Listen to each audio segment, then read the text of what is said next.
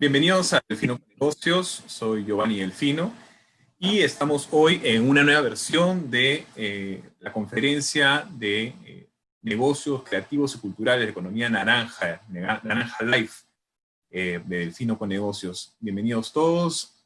Esta es, una vez más, como mencionamos, la segunda versión. En esta oportunidad vamos a hablar un poco sobre lo que están teniendo que atravesar todos los negocios hoy en día, especialmente para adaptarse o transformar el modelo de negocio y cuál es la diferencia. Un poco de ello, para eso tenemos invitados especiales que voy a mencionar en unos momentos. Ahora, quisiera primero hablar un poco sobre qué es lo que es la economía naranja. La economía naranja cuando hablamos de economía naranja hablamos de negocios culturales, negocios creativos. ¿Qué tipo de negocios son estos? Bueno, todo depende del concepto que tú manejes también de negocio, ¿no? Muchos tipos de negocios pueden estar incluidos dentro de esta economía, incluidos los negocios de gastronomía, que se enfocan en experiencias culturales, como el negocio de comida peruana, que de repente te venden toda una experiencia cultural alrededor de ello, con música y diseño y historia detrás de ello. También vamos a hablar un poco, estamos hablando de negocios como artísticos, todo lo que sean negocios que también lleven eh, propiedad intelectual, sea desarrollo de software, diseño, literatura, todo tipo de negocios que estén alrededor de esto.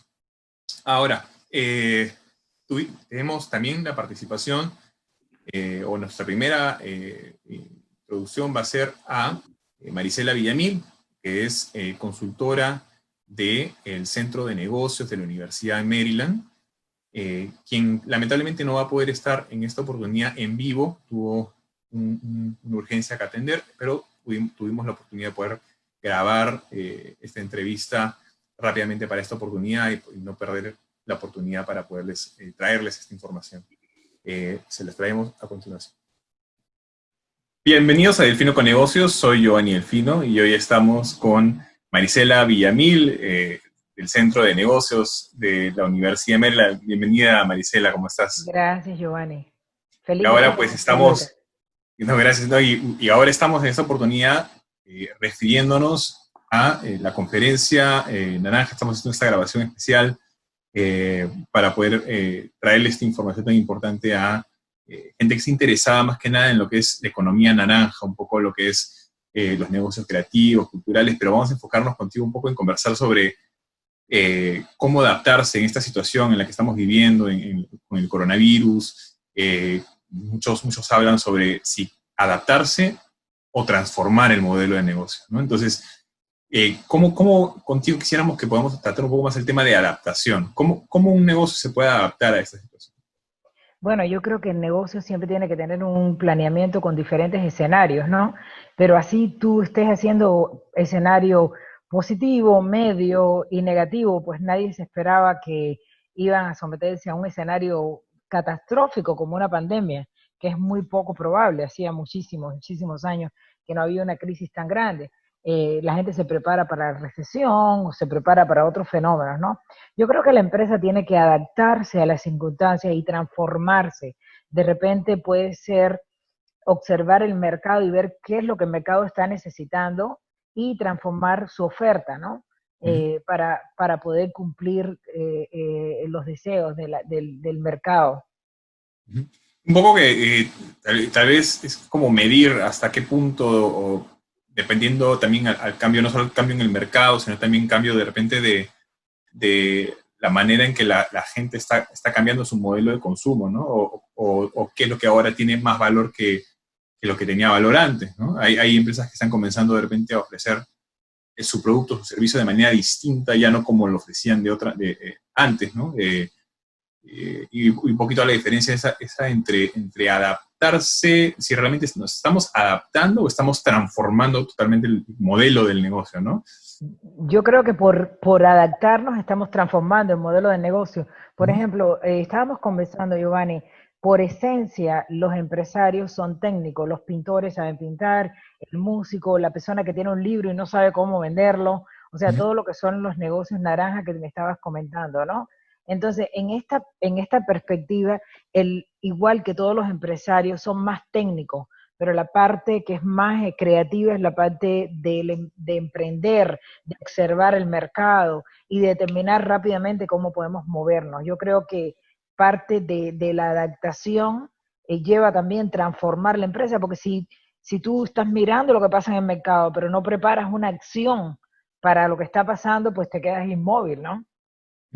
¿Cómo puede ser, digamos, un técnico, alguien como mencionas, ¿no? Alguien, un pequeño empresario que eh, pues, se está encontrando con esa situación? ¿Qué es lo mejor que puede hacer en estas circunstancias para poder hacer ese análisis? Porque no es un especialista en desarrollo de negocios, no es un especialista, ¿no? Entonces, su especialidad es la carrera técnica que él sigue, como dices, si es un pintor, es pintura, si es un escritor, su especialidad es la literatura. Entonces, ¿cómo es que ese técnico puede hacer un análisis correcto de cómo adaptar o transformar su negocio?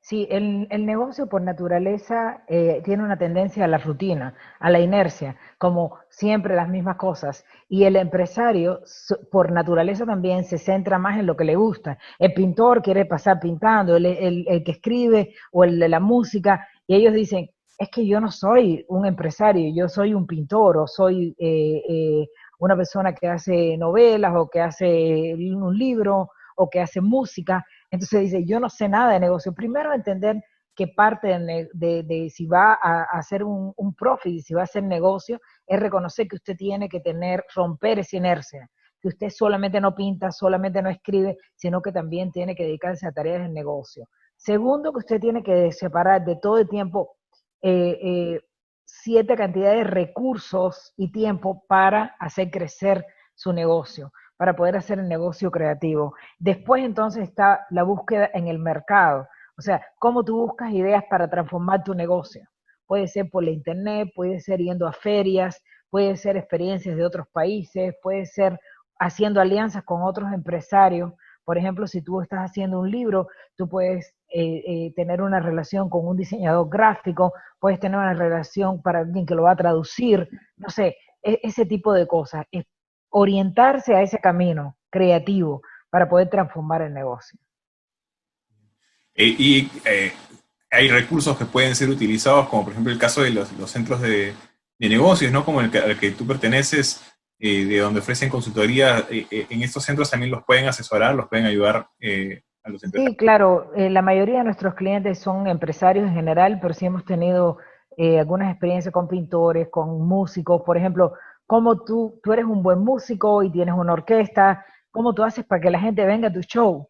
Y ahí está que el empresario tiene que hacer marketing, tiene que tener un buen website, tiene que estar conectado a las redes sociales para que diga dónde va a ser Claro. eh, el en qué teatro va a ser, a qué hora, cuál es el tipo de música que va a tocar. Entonces se dio cuenta que no solamente era tocar bien, ser Claro. empresario, sino también traer a la gente. Si no trae gente, no pagan, y si no pagan, no hay negocio. Es decir, si él fuera a tocar por amor al arte, pero siempre que es un negocio, tiene que actuar como un empresario. Y ahí está la cosa.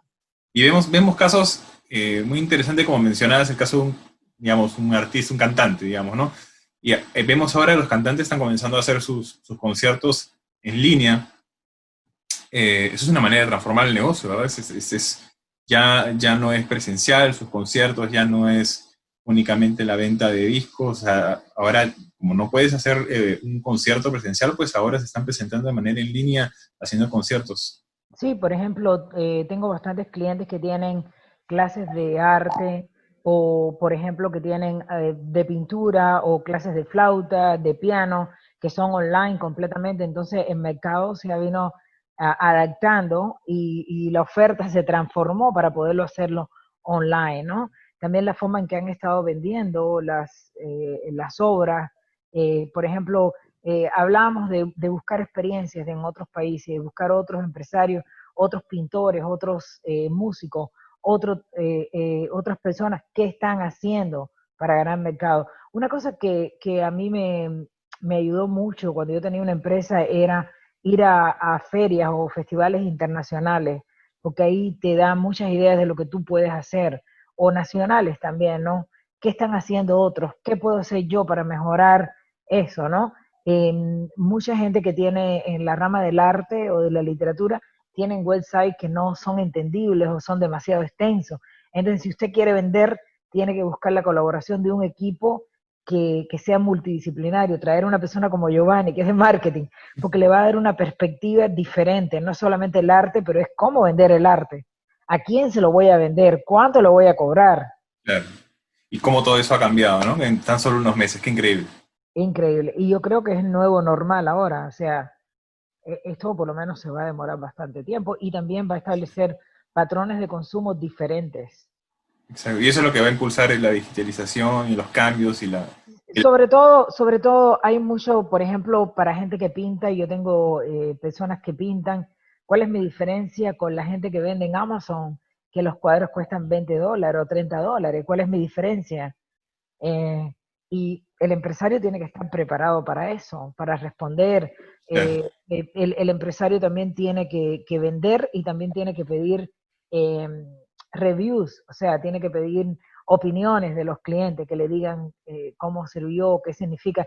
Creo que es muy importante, sobre todo en la parte de la pintura, expresar qué quiere decir el cuadro, cuál es el nombre, porque la persona lo va a comprar no solamente por el dibujo o por lo que se ve, lo abstracto, pero por el mensaje que lo está que dando el significa, ¿no? artista. Lo que significan, sí. Por ejemplo, cuando tuve la oportunidad en una oportunidad de conocer a un escritor que se había estacionado, se había instalado en una esquina muy concurrida, y pues yo iba pasando y lo vi con su mesa, con una pequeña mesa instalado en esa esquina y una máquina de escribir antigua. Y le digo, ¿qué es lo que haces? Y lo que me explicó era que lo que hacía era escuchaba tu historia, un poco la historia de tu vida, y escribía un poema en base a la historia de tu vida. ¿No? Es una manera muy interesante de cómo vender una pasión tuya, ¿no? Y hacer un negocio de eso, un modelo de negocio de eso. Claro, o sea, en tiempos difíciles todo se vale, ¿no? Y además puede no solamente ganar dinero por el poema, pero también es una forma de estar en el mercado y que la gente recuerde que está ahí. Sí. Darse a conocer, ¿no? Sí, darse a conocer, mantenerse en la mente de la gente, porque tú puedes estar bien hoy y mañana si no vendes nuevo, no pasa nada, ¿no? Entonces, el empresario por naturaleza tiene muchas preocupaciones, está en una rutina, en una inercia de que tiene que pagar los impuestos, de que tuvo un problema con un empleado, que no pudo pagar la renta, que alguien tuvo una queja, que le devolvieron un cuadro o que le cancelaron un concierto o que le falta un músico. Y creo que el empresario tiene que buscar y pelear por esos espacios donde él no solamente va a ser artista, pero también va a ser empresario, va a ser emprendedor, va a medirse en el mercado. O sea, no solamente estás tú en el mercado, ¿qué es lo que te hace especial en el mercado? Y si tú no sabes eso, va a ser difícil que la gente te prefiera. Pero importante, como mencionas, tener eso claro, ¿no? Que si vas a competir, si vas a ser un emprendedor, pues dejas de ser solamente el técnico y tienes que aprender tienes que educarte más sobre el tema administrativo, en el tema de marketing, para venderte, para poder diferenciarte, ¿no? También para poder sobresalir y romper con la Creo competencia. que habíamos estado hablando, Giovanni, de los restaurantes, que también son culturales porque son de otros países. Muchas veces no explotan la parte cultural. Por ejemplo, una parte importante en el restaurante sería, o en el supermercado, muchos restaurantes tienen su mini market o muchos empresarios traen, por ejemplo, productos que son culturales y que son típicos de esos países. Pero nadie lo sabe. O sea, la parte de los letreros, del signing, como se dice en inglés, y la parte de la comunicación, de la historia, de cómo, Claro. por ejemplo, tengo un cliente que vende un café y bueno, él hizo un video en Perú y hizo un video de cómo se cosecha, cómo se colecta, cuáles son las propiedades, cuál es la tradición cultural a la hora de recoger ese café. Claro. Y es un restaurante, por ejemplo, y tiene platos, no solamente que la gente venga a comer, sino que entienda que la comida es Hay una parte de historia la detrás. cultura y que hay una historia. Por ejemplo, hay un restaurante en Perú que me acuerdo que hacía las bebidas macerando frutos y muchos de los platos que es una socióloga y muchos de los platos que ella tiene en el menú son como recetas casi iguales que se han encontrado que los incas cocinaban con esas hierbas. Entonces, es algo que vende, es algo diferente. Esa es la parte cultural que vende, es muy vendible y la gente quiere oír esa historia. Claro. Porque lo importante en el negocio y en los negocios en general es la diferenciación, ¿no? Y cuando tú ya aprovechas la riqueza cultural, la diferencia, las variedades que existen en países latinoamericanos, pues tienes una variedad infinita, ¿verdad? Claro que sí, claro que sí. Por ejemplo, si tú estás vendiendo un helado de lúcuma, que en muchos países no existe, ¿no? Y tú vas a Ujú. decir, esto es un producto típico de Perú, que solamente hay en tantas regiones, pero no es solamente que la persona por equivocación pide el helado y se lo coma y diga, está bueno, sino explicarle de dónde viene y la Sí. gente compra eso. Si tienes, por Vender la ejemplo, experiencia, ¿no? Porque al final también en todo negocio es lo que tú vendes es la experiencia, ¿no? No es solo... la historia que tú puedes contar. Por ejemplo, tengo una cliente que ella vende joyas y las joyas con piedras, ¿no? Y las piedras tienen significado para la salud, para el amor, espiritualidad, los Claro, chakras, la armonía. Entonces tiene todo una mítica y tiene todo de la India y tiene los símbolos y es vendible porque hay una historia, hay una cultura que, o sea, la gente puede comprar una unos aretes o un pendiente, yo no sé, de la China, por ejemplo, eh, que, que vale barato. Pero, por ejemplo, ella vende unos pendientes que tiene como 7 piedras de diferentes colores. Aparte que es bonito, ella dice que, bueno, esos son los colores del chakra y que va a hacer alineamiento de la energía. Y es toda una teoría, ¿no? Un mensaje detrás de lo que vende. Yo creo que todas las empresas que tienen éxito tienen una historia que contar, tienen un mensaje que dar, porque hay mucha gente haciendo joyería o mucha gente haciendo claro, comida o mucha gente vendiendo productos de sus países. Lo mismo que las cosas que traen de Colombia, que hacen las claro, indias de los indígenas de la zona de Guayú, creo que se llama, claro. de La Guajira. Entonces, es toda una historia porque esa técnica se pasa de padres a hijos, de madres a hijas, y es una técnica y es un sentido, y los colores, es la expresión de quién son ellos. Entonces la gente compra eso porque es lindo, pero también tiene una historia que ellos pueden hacer cuando están vendiéndolo ellos también. Claro.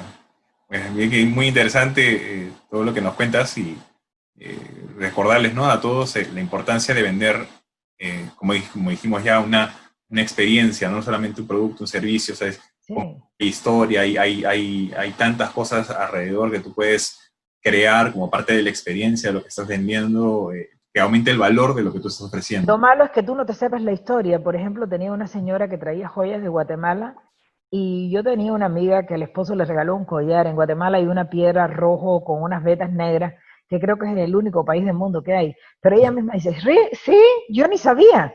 O sea, lo peor es que tú estés vendiendo algo hermoso, cultural, y que tú no sepas el valor cultural que tiene. Entonces, estás perdiéndote puntos para poder vender ese Claro, producto.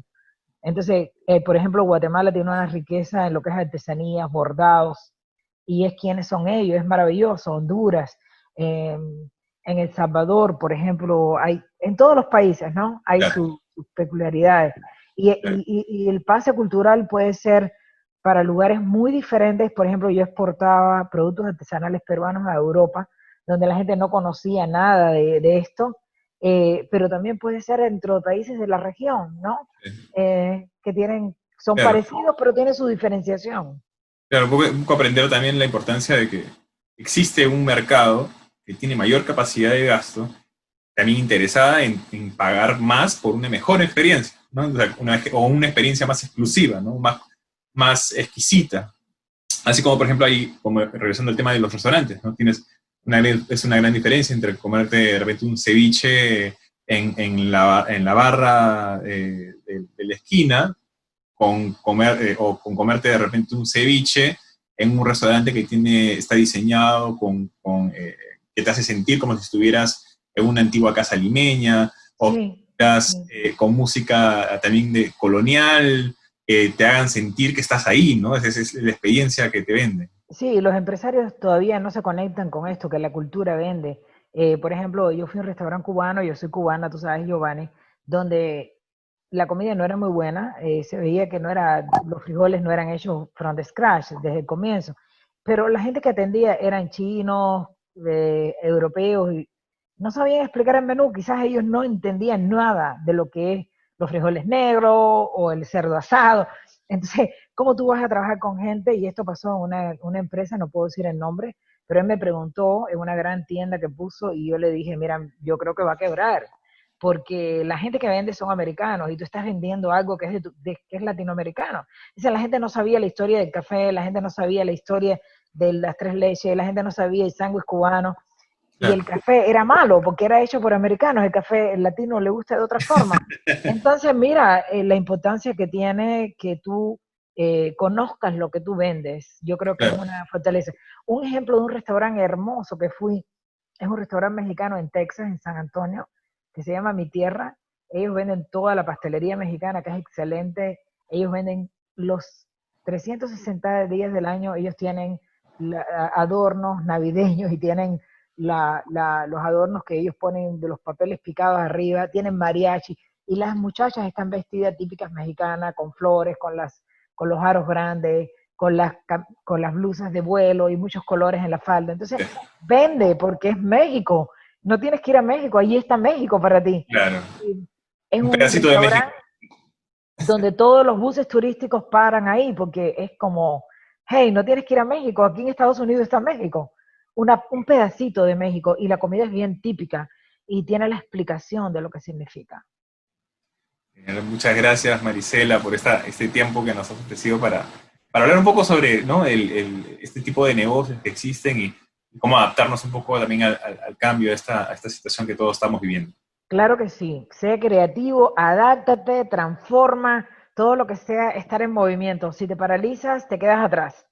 Así es. Muchas gracias, Marisela. Gracias, Giovanni, chao. Próxima.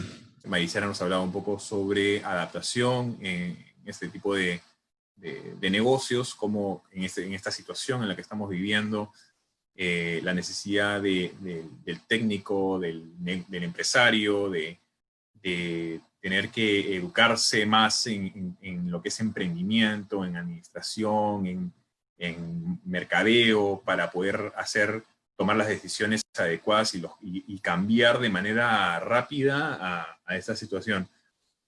Además tenemos la participación de Sergio García Grada, quien es catedrático de la Universidad Privada de Bolivia, especialista en negocios, doctor en negocios de la Universidad de Valencia, es especialista, es de una especialización, es negocios digitales. Además, un tema tan importante, hoy en día uno de los temas más importantes es la digitalización como un medio para cambiar, para adaptarse y transformar los modelos de negocio para poder subsistir en estas situaciones.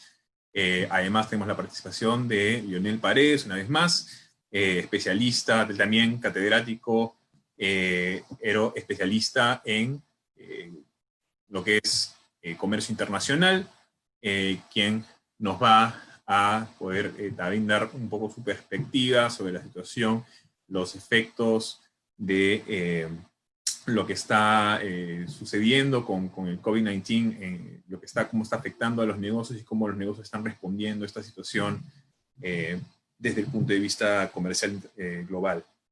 Bienvenidos, Leonel Paredes, Sergio García Grada, bienvenidos. ¿Cómo estás, Giovanni? Gracias.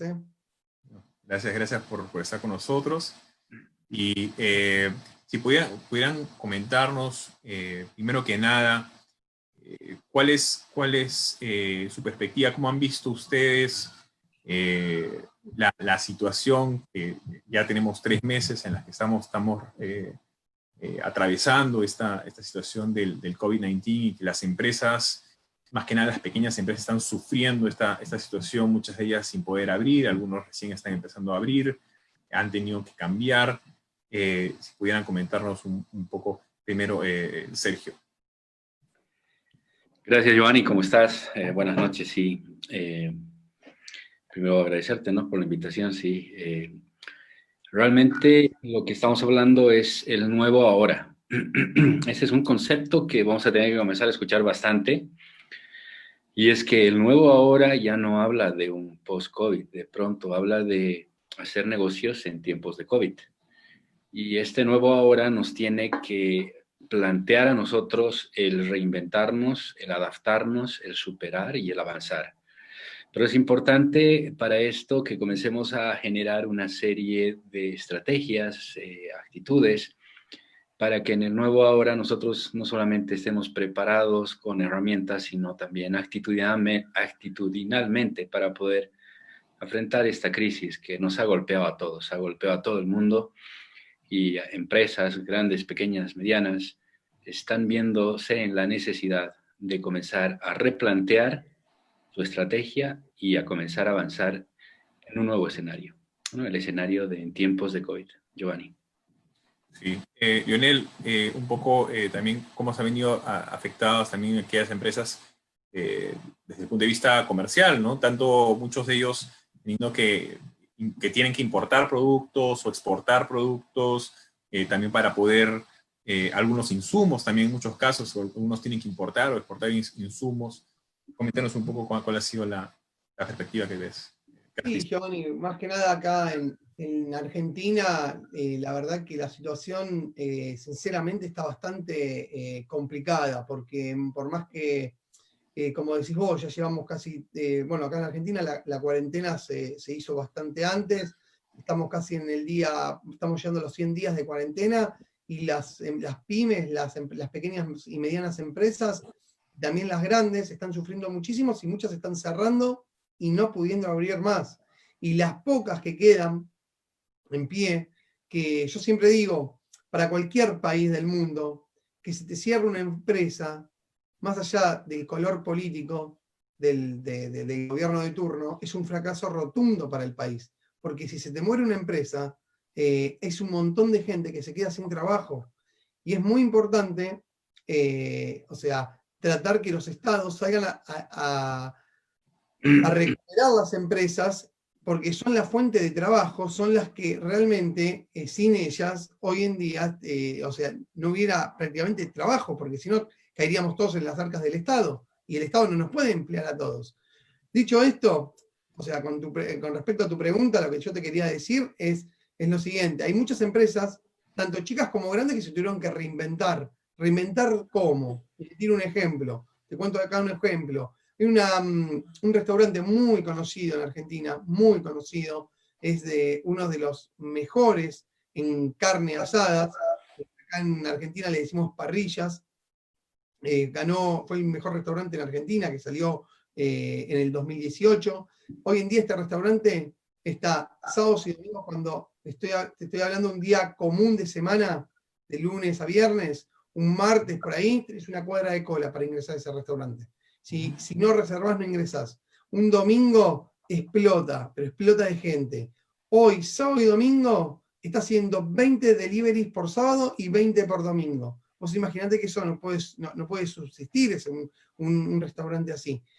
Claro. Bien, lo que tuvo que hacer el hombre, el dueño, Gastón Riviera, disculpen, además que él vende su know-how, tiene restaurantes en diferentes partes del mundo, en los Estados Unidos tiene, en Filipinas, en Tailandia, tiene en muchas partes del mundo su restaurante. Lo que pasa es que también lo ve golpeado, porque en otras partes del mundo también están cerrados.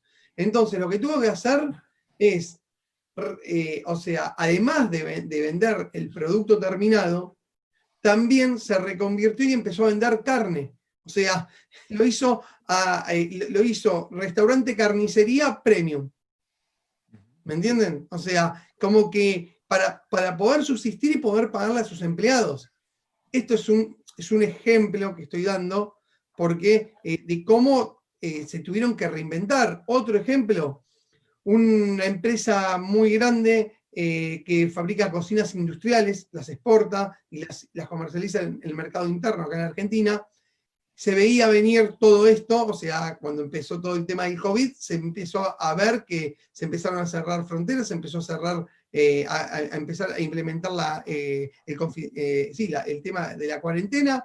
¿Qué hizo? Agarró a sus ingenieros y empezaron a diseñar cabinas y marcos sanitizantes. En vez de fabricar cocinas, que no las iba a poder vender, empezaron a fabricar cabinas y marcos sanitizantes. ¿Qué quiero decir con esto? Que esto hoy en día se lo están pidiendo de un montón de partes del mundo, las está exportando y además la está vendiendo acá a empresas argentinas. O sea, cómo una empresa se tiene que adaptar rápidamente a un modelo de, bueno, en realidad a un meteorito, que yo siempre digo que cayó un meteorito en la Tierra, porque esto no lo teníamos previsto. Ya lo íbamos viendo acá en Argentina en enero, que en China se estaban encerrando, estaba el virus, y nadie creía que iba a venir tan rápido. Hasta el ministro de Salud de Argentina dijo que esto no nos iba a llegar nunca, pero mentira, el virus está a 12 horas de vuelo. O sea, una persona que se toma un avión, Claro. desembarca en un país, ya Claro. el virus lo tenés. Claro, nadie se imaginaba el tamaño de lo que se iba a convertir esto. Muchos pensaban que no llegaría a las Américas, a Europa, a esta situación, y se salió de las manos, ¿verdad? Un poco bueno, ya las investigaciones están tratando de llegar a un punto para poder entender un poco cómo fue que sucedió todo esto de esta manera, y falta de información, ¿no? Pero más allá de algo que mencionaste me pareció muy interesante, que fue esa respuesta que tuvieron ese tipo de negocios, en cómo se adaptaron a la situación. Y para algunos, la diferencia entre adaptarse, ¿no? y transformarse, ¿no? Porque había un negocio que antes lo que vendía era la comida ya preparada, era un modelo de negocio de restaurantes, pero tuvieron que cambiar el modelo para ofrecer también lo que es la carnicería, ¿no? La carne. Bueno, y peor, por lo menos, este restaurante, por lo menos sigue con el mismo producto. Peor el tema de las cocinas, o sea, cocinas industriales que le estás vendiendo Claro. a hoteles, restaurantes, bueno, también, o sea, lugares donde, o sea, bueno, lugares donde justamente se venden este tipo de cocinas y demás, a todo público prácticamente. ¿Cómo tenés que adaptar de un producto que vos ya lo tenés, o sea, industrializado, ya lo tenés armado, ya a la misma gente la tenés capacitada para ensamblar y demás y fabricarlo? ¿Cómo tenés que cambiar completamente la mentalidad y armar marcos y cabinas sanitizantes, que es otro producto, que no es una cocina industrial? Totalmente cambiado el modelo, ¿no? Del negocio, lo que ofrecían, cómo lo ofrecían, ¿no? El cliente al que apuntaban, es totalmente... Obvio, te cambia el marketing, te cambia toda la forma de negocio. Otra manera de adaptación o de transformación es la parte de la digitalización, ¿no? Y que es algo que se ha visto, digamos, de alguna manera, algo que vengo diciendo ya desde hace un tiempo, es que el COVID lo que ha hecho es acelerar el proceso de digitalización tremendamente, ¿no? Sergio, ¿qué nos puede decir como especialista? No, pues es que yo creo que llegó ese meme a todo el mundo, ¿no? O sea, ¿qué hizo acelerar tu proceso de digitalización en tu empresa, ¿no? El Agile, el TI, ¿no? O el COVID. Y creo que el mundo respondió al COVID, y que si bien hay algunos países que estaban más adecuados y acondicionados para un entorno digital, había muchos otros que no, y muchas empresas que no habían partido a generar una digitalización de muchos de sus procesos. Pero lo interesante de todo esto, y es que, mira, vamos a hablar de cosas. El tema este afectó a todo el mundo. Se van a tener que cerrar empresas en todo el mundo, despedir gente en todo el mundo. Va a haber un nuevo ahora, de nuevo te lo digo, Giovanni, este nuevo ahora, de pronto tal vez sea un mundo más emprendedor. ¿Qué va a pasar con esa gente que va a estar sin empleo? Pues va a tener que buscar alguna fuente de ingreso. Y muchos de ellos tal vez entren a este tema que tú estás hablando tan interesante, la economía naranja. Mucha gente va a volcar por el tema de emprendedurismo, por las startups, por la economía naranja. Mucha gente va a comenzar a entrar a nuevos negocios, pero todos, lo interesante es que todos van a ser base digital. Estos negocios base digital que ahora están entrando de una manera disruptiva, que están comenzando a hablar de cómo yo voy a poder entrar a hacer escalabilidad, voy a pivotear, voy a entrar a metodologías ágiles, voy a comenzar a construir modelos, escenarios, voy a hacer growth hacking, qué sé yo. Se venía hablando hace bastante tiempo, es verdad. Aquí en Latinoamérica, por lo menos, se había hablado ya de un ecosistema creciente, donde cada vez habían más unicornios. Por cierto, Leonel, el primer unicornio fue, pues, obviamente Argentina, ¿no? Mercado Libre.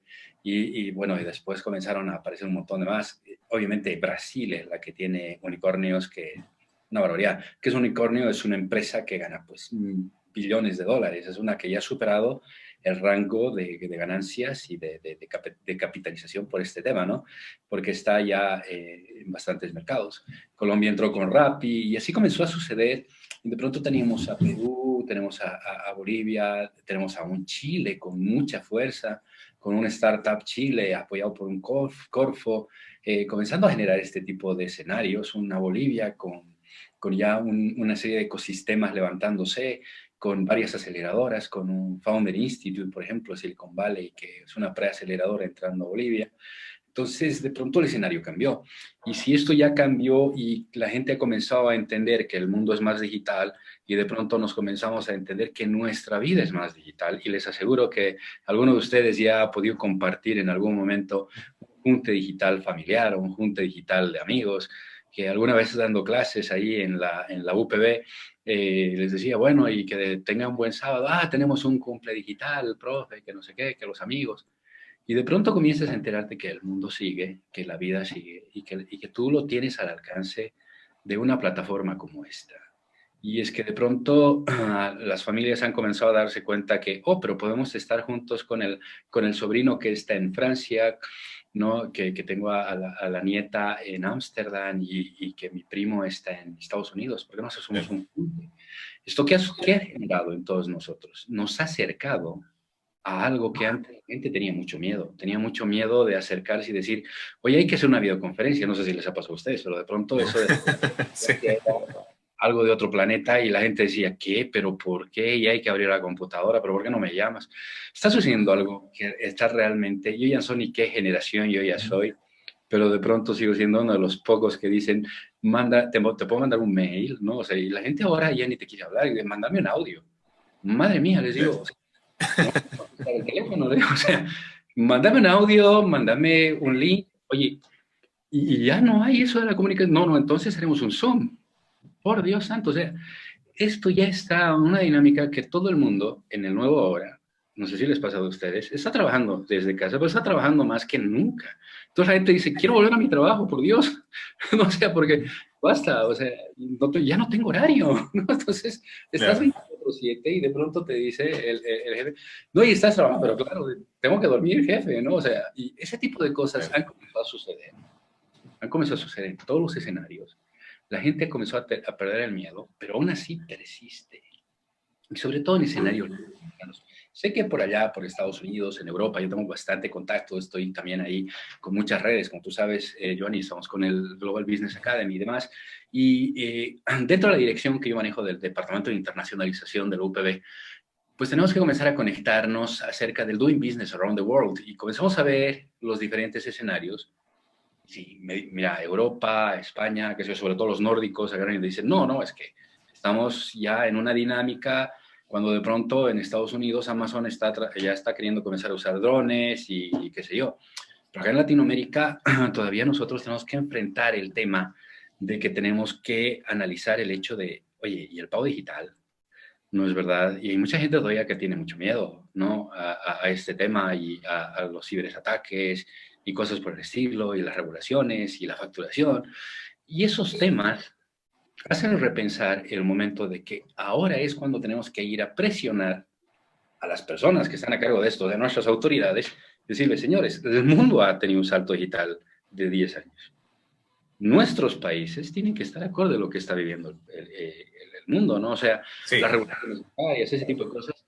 Y eso, mi querido Giovanni, va a ayudar a fomentar eso que nos comentaba Leonel. Y con esto les doy pie. Quiero agarrar esta idea porque agárrenme esta idea.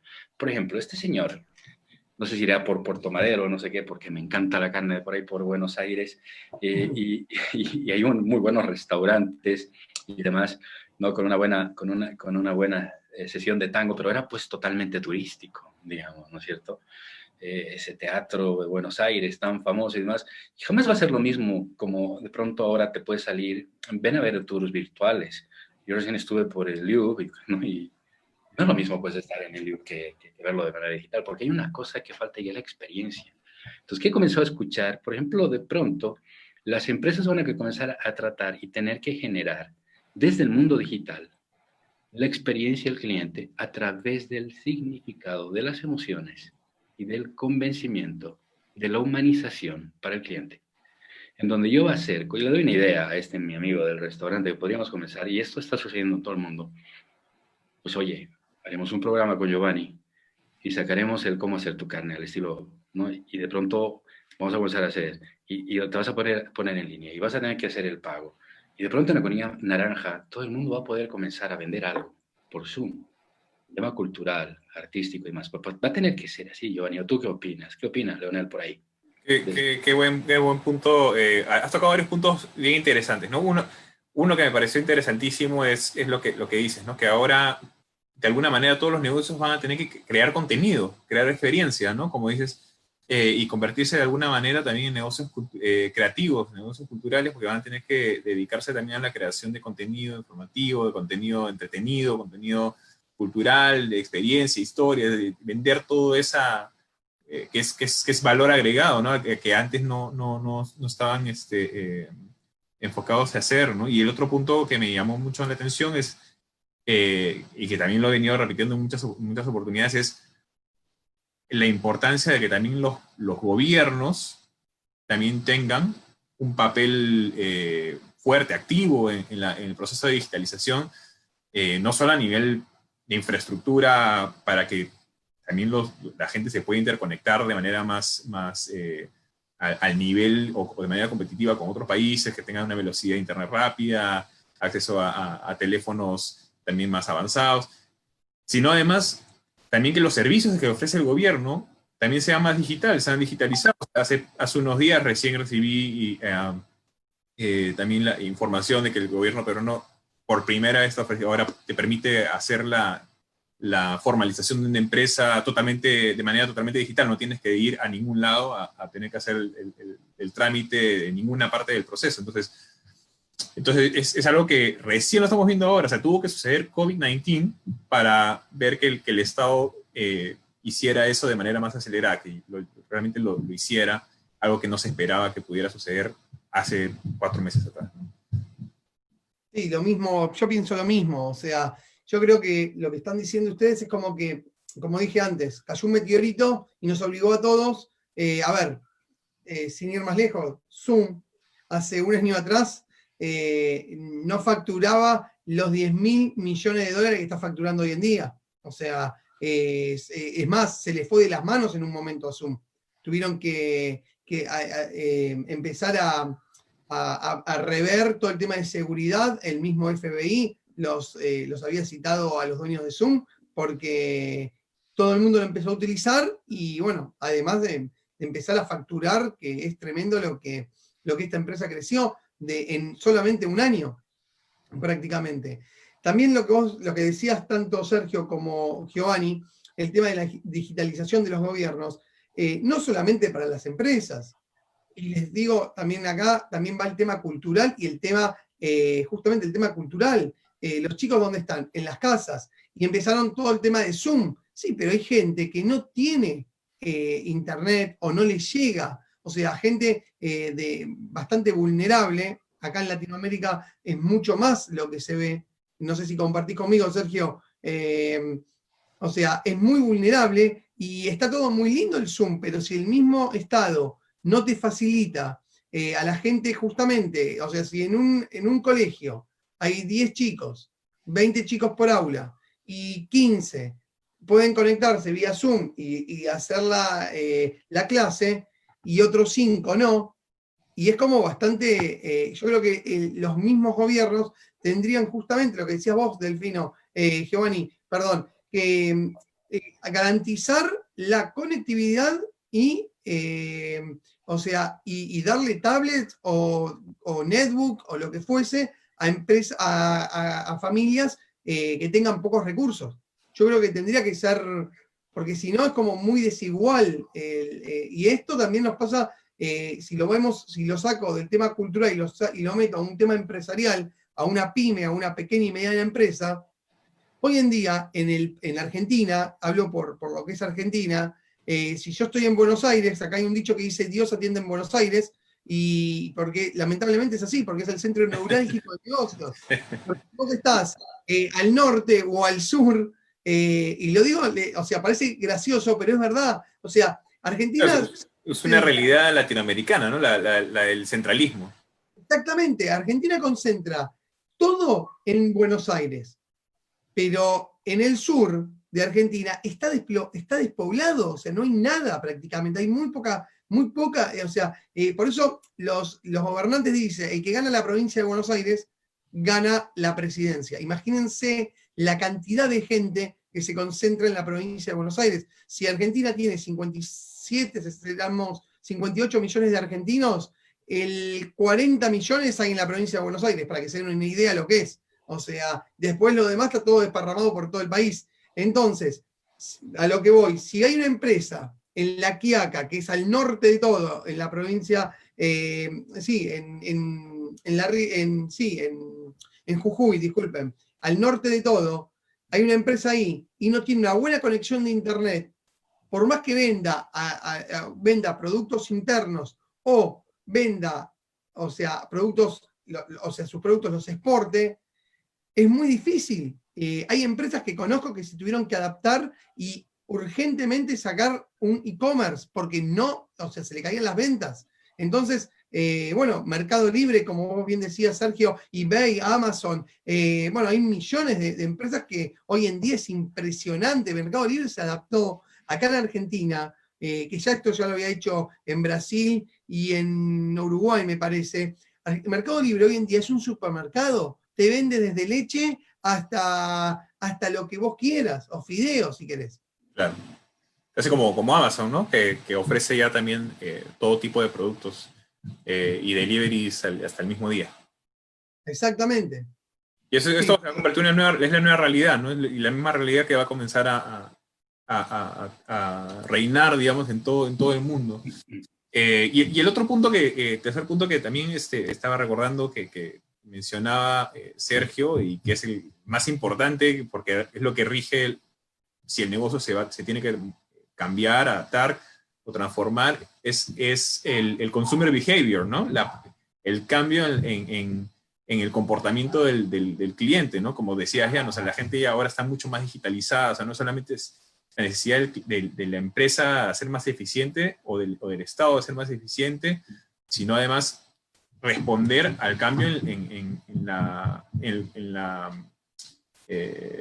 comportamiento del consumidor, ¿no? O sea, ya el consumidor está mucho más digitalizado, está mucho más acostumbrado, ya muchos han perdido ese miedo, o tienen el miedo, pero se vieron obligados a tener que cambiar, ¿no? A digitalizarse, como mencionaste, ¿no? Sergio. Correctamente. A ver, voy a acotar dos temas. En el tema del comportamiento, y voy a acotar algo que decía Leonel, que creo que es importante en lo que estábamos hablando de encarar el nuevo ahora desde la perspectiva política. No quiero entrar mucho a política porque creo que solo tenemos una hora, y además no quiero que odien el canal porque un montón de cosas, pero bueno. Mira, Bolivia comenzó un nuevo año con una visión positivista, porque nosotros estamos con un nuevo gobierno. Entonces, yo quiero mantener esa visión positivista de una nueva Bolivia después de un cambio que era muy necesario después de 14 años, ¿no es verdad? En realidad nosotros seguimos con algunos temas ahí que tenemos que arreglar, pero sí pasó lo que está pasando Lionel. Y decía, ¿y qué pasa con no todos pueden tener acceso a Zoom y demás? Pero ahí entra justamente este tema de la creatividad, ¿no? El ser creativo y todo lo demás, donde comenzamos a ver a profesores dando clases por radio y qué sé yo. Entonces yo agarré y diría, hay que habilitar un canal del Estado para que comience a generar información educativa a los que no les pueda llegar. No es verdad, de pronto nosotros tenemos un satélite por ahí, qué sé yo, no sé. O sea, podríamos llegar a todo lado. Pero es que hay que ser creativos. De pronto, si yo veo un profesor que está dando clases en radio o está comenzando en bici, y bueno, no tenía ni bicis, iban a pie y creo que le compraron bici, la gente, es que, ¿qué está sucediendo? La gente está comenzando a tener una perspectiva totalmente diferente de ese bien común, se llama el Commonwealth. Y esto es muy importante porque ya estaba en negocios, pero ahora se ha amplificado también. Hay tres cosas que se han amplificado en el nuevo ahora. Se ha amplificado el tema digital. Se ha amplificado el tema global, pero con una nueva perspectiva. El nuevo global desde una perspectiva de hecho en casos. Es increíble. La gente está comenzando a decir, no, es que hay que hacerlo acá, pero el escenario no ha dejado de ser global porque es digital. ¿No es verdad? O sea, si es digital, va a ser global. Y el tercer punto, si es digital y es global, tú vas a tener que tener una cultura global y vas a tener que comenzar a entender la humanización, o sea, el Commonwealth, que eso ya venía desde el por qué usar un blockchain en jamones serranos para asegurar que el productor y hasta el mismo chanchito, pues le vaya bien en toda la cadena de producción, ¿no es verdad? Y eso ya estaba comenzando a suceder. Tenemos profesores que vienen acá a la UPB, que nos hablan del IIT, de Chicago, y nos dicen, pues esto está sucediendo, y de pronto ahora yo me imagino, si antes se velaba por ver qué pasaba con ese productor de café en Costa Rica, para que tenga la llegada del precio justo antes de que ese producto llegue a un Starbucks y el Starbucks lo venda. Eso se podía hacer con blockchain. Ahora yo encuentro una sociedad yendo a un profesor que estaba caminando a dar clases a sus alumnos en un lugar donde no había absolutamente nada y decidieron comprarle una bici.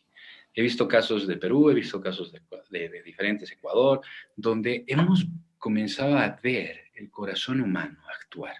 Se puede ver de todo. Y si tú quieres, nos podemos enfocar en todo lo malo, porque siguen sucediendo barbaridades que tú ni puedes creerlo. Gente que sigue haciendo estupideces que ni puedes creerlo. Pero de pronto, si te enfocas en lo bueno, vas a ver gente que nos da esperanza. Y dices, caray, este es el bien común. Y eso es lo que nosotros tenemos que concentrarnos. Cuando nosotros entendimos este concepto, te cuento una alianza que hemos sacado como universidad y como ecosistema aquí en Cochabamba.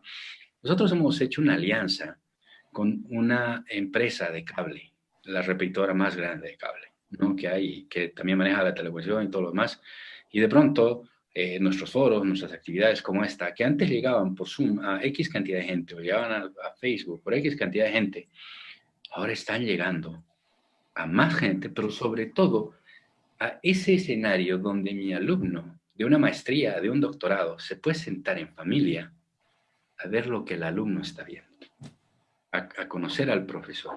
Y ese efecto, cuando hablábamos con la gente de Comteco acá, decíamos, caramba, o sea, ahora estamos tocando el efecto de qué estamos haciendo para ir hacia adelante desde el conocimiento.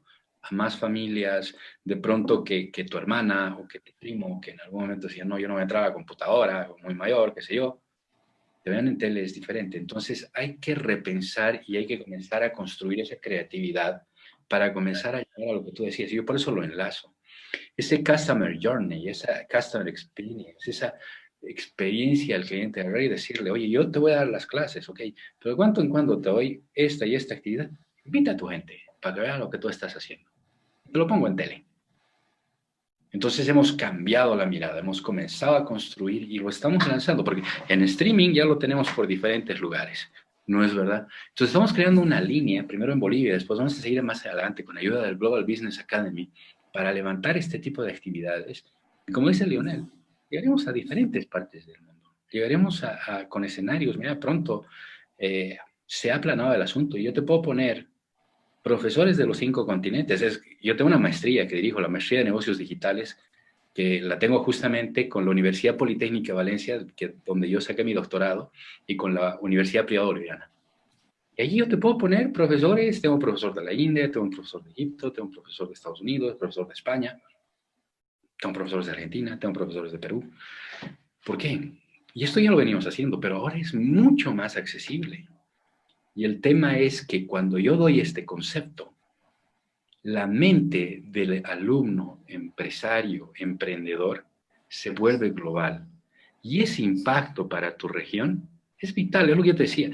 Yo pagaría a ese chef que me enseñe cómo sazona esa carne y de pronto tener un día sábado y decir, este sábado el chef de Puerto Montt, Dios mío, es la experiencia. ¿Y sabes qué? Y al lado va a estar el tipo que canta el tango, ¿no? Y al otro lado va a estar una muchacha y van a estar, y después vas a tener una clase de baile de tango.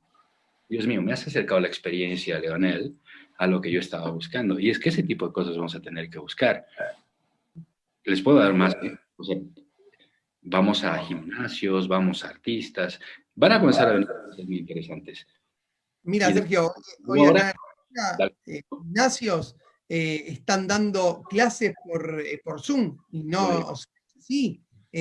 Bueno, acá, la verdad que lo que vos decías, el gobierno acá actuó rápido cuando vio un poco el tema del tema de Internet, y en los canales públicos puso de tal horario a tal horario clases para chicos de, no sé, primero de preparatoria, bueno, o sea, empezaron a segmentar, por lo menos, para que los chicos que están en su casa no pierdan el año lectivo. O sea, y realmente, o sea, creo que todo se va a empezar a adaptar por, lamentablemente, es así, el que no se moderniza a la fuerza, es así. Sí. Y recordemos que tan solo han pasado 3, 4 meses, ¿no? De todo esto, y todavía hay un largo trecho todavía por pasar, ¿no? No se sabe si esto va a seguir por 1 año, 2 años, no se sabe, realmente no se sabe. Entonces, Yo creo igual, Giovanni, aún hay que muchos, perdón, sí, no, que aún hay muchos empresarios o empresas que todavía no terminan de comprender la extensión de esto, y todavía están reacios al cambio, a desarrollar esa adaptación, ese cambio, transformación, para poder digitalizarse, cambiar realmente, como mencionaba Sergio, cómo la universidad está cambiando, cómo diferentes tipos de negocios, como mencionabas tú mismo, Leonel, otros negocios cómo están cambiando, todo porque entienden la necesidad de cambiar rápido, ¿no? No hay tiempo para no cambiar. igual, Giovanni, hay algo que es importante que sepan que, porque hay gente que mira, ¿y esto cuándo se va a acabar? No, esto llegó y se va a quedar. O sea, Ajá. por más que salgamos del COVID. Y ahora te voy a poner otro ejemplo. O sea, hay empresas que les conviene que la gente se quede en su casa porque no se gasta tanto dinero. Ejemplo, Así es. una universidad. Acá en Argentina tenés universidades pagas y universidades públicas. Las universidades pagas, con todo lo que gastan de luz, gas, bueno, impuestos, viáticos, si les pagan a los profesores o lo que fuese, es lo más cómodo que hay, que se queden en su casa, que prendan el Zoom y que dicten la clase por Zoom. O sea, que no, bueno, hay un montón de carreras virtuales, pero o pueden ser mitad y mitad. En la semana 2 días se cursa presencial y 2 días virtual. Y aunque uno le parezca mentira, en las empresas, las que pueden obviamente, se ahorra muchísimo, muchísimo dinero. O sea, ahora se los llevó al ámbito, Sí. obviamente, empresarial. Sí, y lo mismo se está viendo aquí en Estados Unidos. Muchísimas empresas ya están escogiendo qué posiciones se van a mantener remotas para que puedan trabajar desde sus propias viviendas. Hay otros que están, como el mismísimo Pentágono, que está decidiendo que van a hacer lo mismo, mucha gente se va a quedar a trabajar desde sus propias casas. Estamos hablando a nivel gubernamental este cambio. Y hay empresas como Twitter que ya están diciendo que permanentemente mucha gente, ya todos van a tener la posibilidad de poder trabajar desde sus casas, ¿no? Y de ahora en adelante, es permanentemente. O sea, y perdón que meta un bocadillo, aquí en Argentina ya se empezaron a juntar entre el gobierno y los gremios que representan a los trabajadores para poder armar una ley laboral de forma digital para la gente que trabaja desde su casa. Porque claro, ahí empiezan un montón de contratiempos. Ejemplo, si vos estás en tu casa, estás trabajando y te caes y te rompes un brazo, y ahí, ¿me entienden? ¿Cómo cuenta? ¿Que es por empresa o es un accidente casero de uno? Bueno, hay claro. un montón de regularizaciones que se tienen que poner unos márgenes, porque si no se desmagra todo. Claro, lo mismo está sucediendo aquí, porque si bien acá todas las casas tienen que tener un seguro, ¿no? No todos los seguros cubren lo que son gastos relacionados accidentes relacionados a trabajo, ¿no? Entonces, cuando la persona empieza a trabajar desde la casa, entonces tiene que incluir esa póliza, esa parte en el seguro, ¿no? Entonces, sí, aparte, hasta dónde tu casa y hasta dónde es el trabajo. Hay muchos que empiezan a decir, bueno, pero si yo estoy en mi casa, entonces la empresa me va a empezar a llamar a cualquier hora. Bueno, es como que, bueno, no, yo creo que y lo más importante es llegar a la gente, que sepa esto, ¿no? Porque lo que tú acabas de mencionar, mucha gente ni le ha pasado por la cabeza y están trabajando desde casa y no están cubiertos, ¿no? ¿No? Mira, ¿cómo, Sergio? Yo les comento ahí, hay desafíos grandes, estructurales en este tema, y es que está muy bien que lo hayan planteado, y el concepto pasa por lo siguiente, vamos a ir viendo. El tema va a tener que ser escalable y va a depender del tema cultural y de la realidad de los países. O sea, hay países donde esto ya estaba sucediendo, donde de pronto un profesor podía ir 2 veces a la semana a la universidad a generar reuniones y a generar el face-to-face con el alumno y demás, y el resto estaba investigando desde casa, ¿no? Entonces, hay mucha gente que tenía mucha cultura de este tema. Hay mucha gente que ya estaba en esto, o sea, de pronto, como tú decías, Leonel, los que viajamos y que ya estamos con Zoom y demás, y que ciudadanos globales que nos conectamos todo el tiempo, desde que hubo Skype, yo creo. Pero hay gente que todavía ha podido enlazar este tema. Hay 3 conceptos. Vamos desde el tema del punto de vista de inversiones. Hay empresas que han hecho inversiones inmensas, en todo sentido, en infraestructura, en oficinas y demás, y no le han puesto pues ni el 10% a su tienda virtual. O sea, que eso es su web. Entonces va a tener que repensar. Pero de pronto, si tú tenías una tienda y te has sacado un préstamo y la has puesto muy chula y muy todo, y de pronto, ahora todo es más fácil online, y dices, demonios, ¿y ahora qué hago? Y ahora tengo que poner plata también en mi web. Pues sí, lo vas a tener que hacer. Y de pronto vas a tener que comenzar a tener los dos. Primer punto, ¿no? O sea, el tema es que se va a complicar en el tema de las inversiones que has hecho y demás. El segundo punto, o sea, si tú pones a pensar en eso, la inversión digital, en todo sentido, para poder mantener calidad del face-to-face, es igual muy importante y sobre todo si quieres levantar calidad en educación. Te hablo que en educación, si vas a poder modelar, nosotros estamos haciendo inversiones muy fuertes para mantener los estilos de calidad que teníamos en las maestrías, ¿no? El tema de los casos y demás.